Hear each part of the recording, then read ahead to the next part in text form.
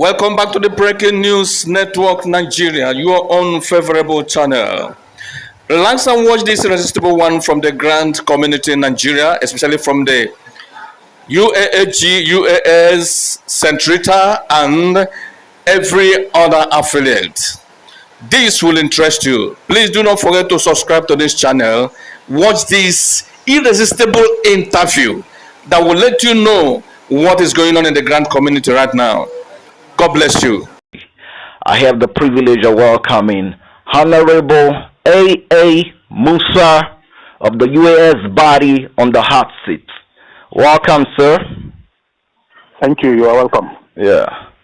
All right, sir. I want to hit you with the first question. You listened to my interview with Eyes of the Spirit. What do you have to say about his complaint about the UAS body after the demise, the death of Professor Brimey not visiting the children and the family, sir? It's a pleasure to be with you online this hot afternoon. Thank you very much, sir.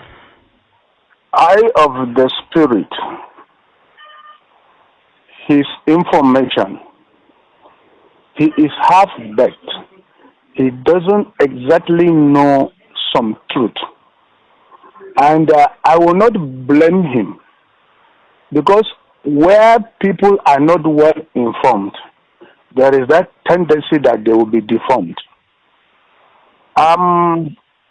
When Professor Brimey was alive, he knew why he never involved his family so much in UAS. The man, Professor Brimey Olagere, is not a tribalistic person. Anybody, anywhere you come from, and he see the potentials in you, he will use you. And that we are not talking about the family, or we have not visited the family. He went further to say we didn't even know where he was buried, and what was done about it. It is not true. We were the one that organized his burial.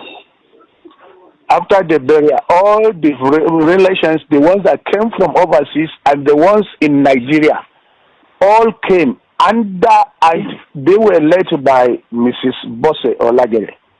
Some people are saying so many things about it. We know Professor Olagere, he had so many wives. That one is certain. Everybody knows. We know he had about 9 children. But even though he didn't carry the family alone, we that benefited in his gesture, we never meant to forget the family. It is even in our plans that we will excavate his remains in Kaduna, in Abuja, and go and build a befitting house for him in his hometown. And after excavating his remains in Abuja, we'll go and make it as a tourist center and a place that people will be interested to come and see because of the effort of the man. Because he didn't carry them alone, it does not mean we will not carry them alone. And this is a family issue. We don't need to go on air and begin to say what we are going to do. In as much as this man loves us all equal, we will carry everybody that is in the family, either biological family of Professor Olagere or UAS family of Olagere. We will carry ourselves alone. All right. Thank you very much. That was real explained. He talked about Eyes of the Spirit, talked about Professor Brimey, EDC, brought the money alone, blah, blah. Can you throw more light on that, sir? Like I told him during the interview that I understand that late Beatrice Odudu was the actual woman that brought the money, sir. Let Beatrice Odudu or St. Rita didn't bring the money. Okay. The money was sourced by Professor Olagere Brimey. And because St. Rita or Beatrice was a staff of, and she has an NGO. She was given an appointment as executive commissioner, humanitarians and grants. So Professor Brahmi decided, because of the trust he had in her, decided that the money should be channeled through her NGO. And that was the arrangement between Professor Brahmi. But the money was meant for UAS operations. What is this operations? Projects, and only, I have repeated this before, only 20% is meant for grants. And out of the 20%, the people of Edo were to benefit 5%. St. Rita, Yakis was to benefit 5%. The 10% was what Professor Olagere Brahmi planned will be used as grant from UAS. And along the line, when this money came, when this document came, and we are aware how it ended up in the hands of Theophilus Iboyi for prayers from St. Rita and her husband, and how the man manipulated and doctored the documents. These are long stories that everybody in the grand community is aware. And that we don't know, we cannot say, only God in heaven knows how this woman come to die mysteriously. And her death was suspicious everywhere. That is not enough. You see, the truth of the matter is there are certain events that happened that will make one begin to suspect some quarters. When this woman died,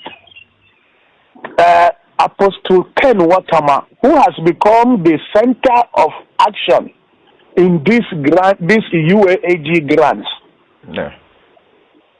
came up to lobby Dr. Jehoshaphat, the husband of late St. Rita, to make him a board of trustee of St. Rita's foundation, Heroes Foundation. Okay. So that Dr. Jehoshaphat almost made him one, but a friend advised him to watch out first, as if the pressure from Ken Wakama was becoming too much. So his friend advised him, hold on, have a pause for a while. Not too long, Ken Wakama came out that he is the country director of UAAG. There is nothing wrong about being a country director of UAAG. But in English, if we understand, if you are a country director of any organization, it means the parents or the mother organization might have been somewhere, either overseas or somewhere. We don't know who he was, a country director, who was the mother company of the UAAG. We don't know. So I too appreciate him for being the country director of UAAG. But what brought us into this issue was when UAAG became UAS, which had never happened. And one of his principal officers, Pastor Obiwago, came out to say UAAG is a subsidiary of UAS. I really don't understand how UAAG can be a company that is not registered, can be a subsidiary. And if it is a subsidiary of UAS, it means UAS must have registered UAAG. At what point did that happen? All people, we don't know.